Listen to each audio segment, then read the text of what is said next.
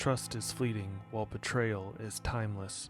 Alas, life is crowded with lies, so be bloody, be brave, be happy. For at the end of every tale, nobody is who they seem to be. The Five Isles are drenched in secret history. Every castle smothered in intrigue and steeped in lore, and every carving on every standing stone has roots in the past. Hence that secret past survives, always clawing to the surface, breathing, growing like a living thing, never resting, always clawing, clawing in the deep. My honor will never need defending, Sisha said, a distant tone in her voice, but I fear the arena changes every man in Amadon. The whole city has gone gladiator mad. Every man wants to defend honor. Every man wants to prove the rightness of his cause by throwing a challenge. They have more regard for a bit of honor than any 100 lives. To place personal honor or the defense against insult above the safety of those around you is the behavior of an ogle raider, or worse yet, the behavior of kings, princes, counselors, and archbishops, as if Lejean truly cares who wins. All right, what's up, fantasy fans? As always, I'm Shay from the channel Zachary Shay, and if you caught my channel update video, currently I'm studying for my nursing exam, or trying to study while actually reading Way of Adan. But so this month I'm trying to read a little bit less and focus on my nursing exam. And in the process of doing that, I will be filming a lot of these like batch videos. I'm filming a lot of videos that I did earlier in my YouTube career. Like, I really didn't start taking YouTube seriously until about my Janny Wirtz review, which was like 6 weeks ago. Before that, a lot of these were not done with the best lighting, with the best sound quality. You know, it was one of those situations where you have your phone hooked up to books as a stand while you're talking about only one book in the series that you own at the time. Like, it was just a janky video.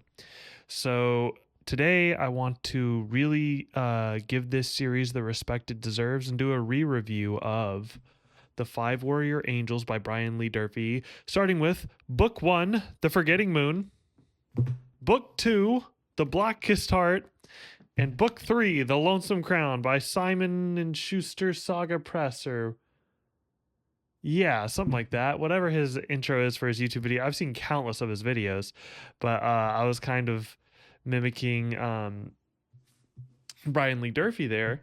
And yeah, so I just want to get out of the way. What is this series about, and why do I think you should read it? So in the Five Warrior Angels series, what we have is a sort of grimdark take on the classical fantasy subgenre. Like, it feels very reminiscent of Tolkien, while also being very heavily inspired by these darker, more grimdark series like The First Law, books by Michael R. Fletcher. Because believe you me, when I first heard people talk about this as grimdark, and you read the first 5 chapters, you're like, what are you talking about? Like, this is just adult fantasy. This is not grimdark. Yeah, it's grimdark. In fact, I think he goes darker than Abercrombie at times. But and earlier when I said it was Tolkien-esque, you have to realize I love Tolkien-esque fantasy. I love things that take, you know, the classical humans, dwarves, elves, and put a new spin on it. Michael J. Sullivan, Philip Chase, you know, and Brian Lee Durfee is one of the best at this.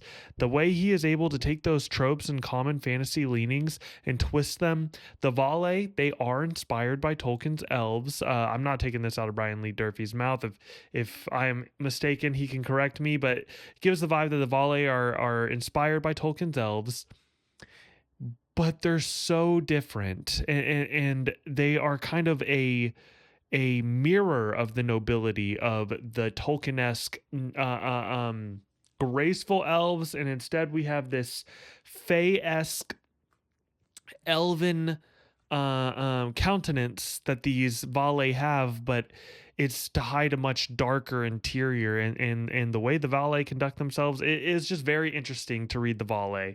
Now, new development since I did my last video, I've got a tattoo. It was a cover-up done by Zenful Art here in Houston. And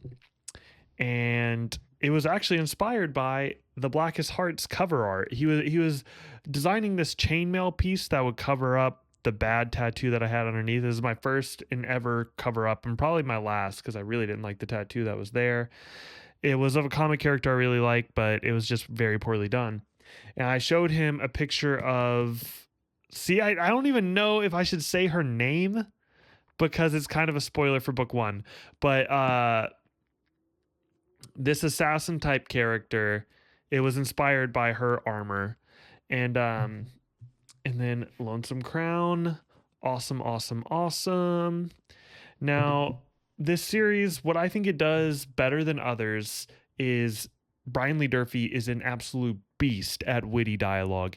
Anytime that you have Liz, Hen, and Doki in the story, they're absolutely stealing the show. Their witty banter with one another is both endearing while also incredibly hilarious. Like, I know comedy is this subjective thing when it comes to books. Not a lot of people like comedy in their books. This does not break the tension. Like, this is still a grimdark, high-stakes series, but the comedy really keeps it from being nihilistic. Like, I think that comedy really completes the overall dish of Five Warrior Angels. And Liz, Hen, and Doki, though these aren't even POV characters, but they were such a joy to read. Now, we have some POV characters that I thought were incredibly well written. Nail being the main character.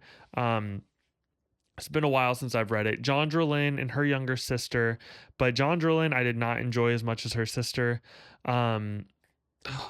See, it's been a while since I've read this. It's been since I moved into this new apartment.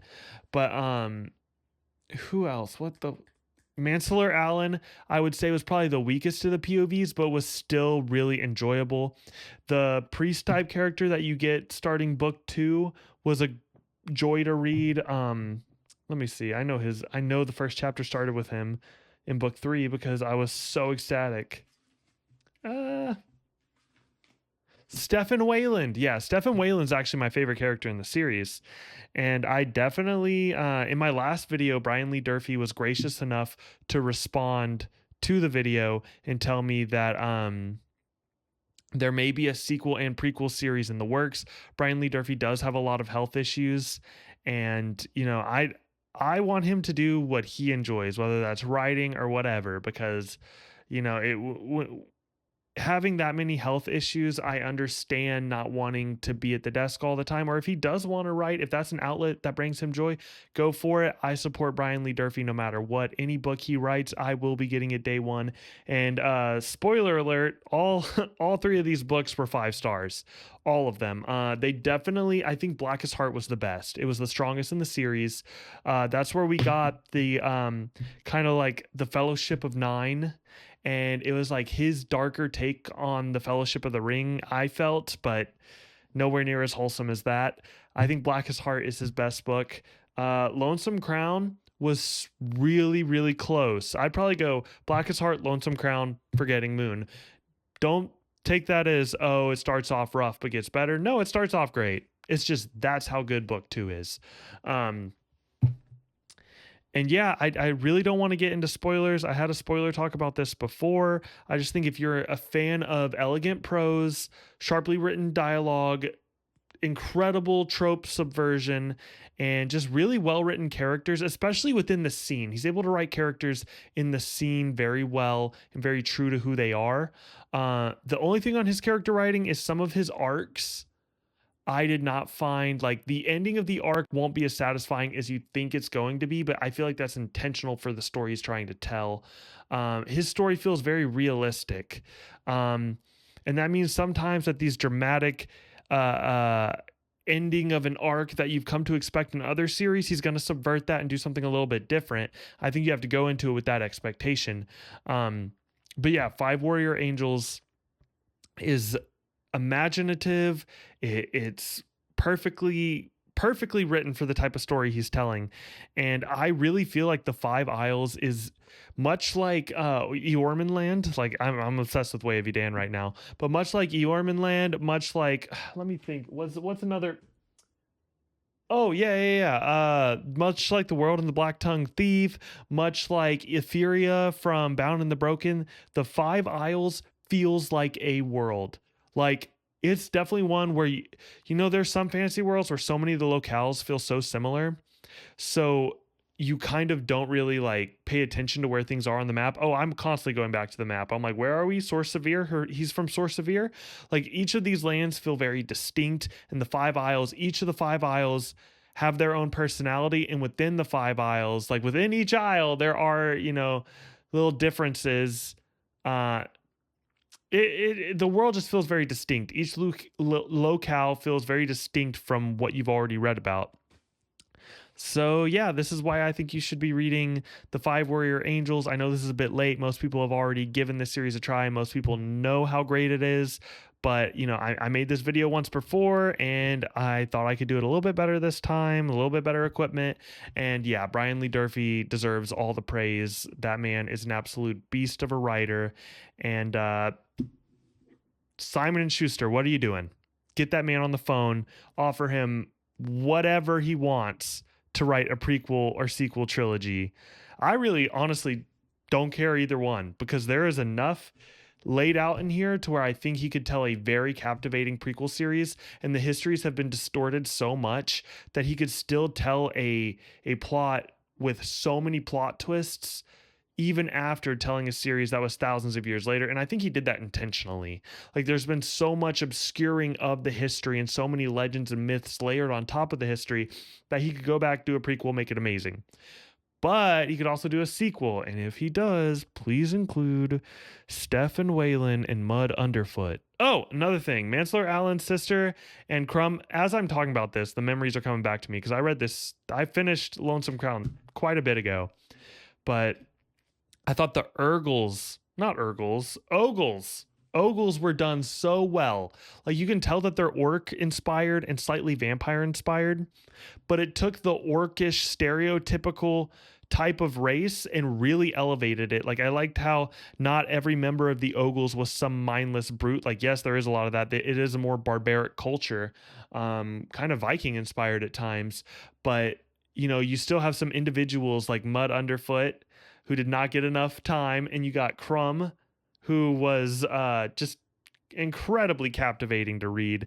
And these two Ogles really were able to give a layer of empathy for me for the entire race. Like, I was really able to empathize with the Ogles more after, having some conversations with these two very humorous Ogles.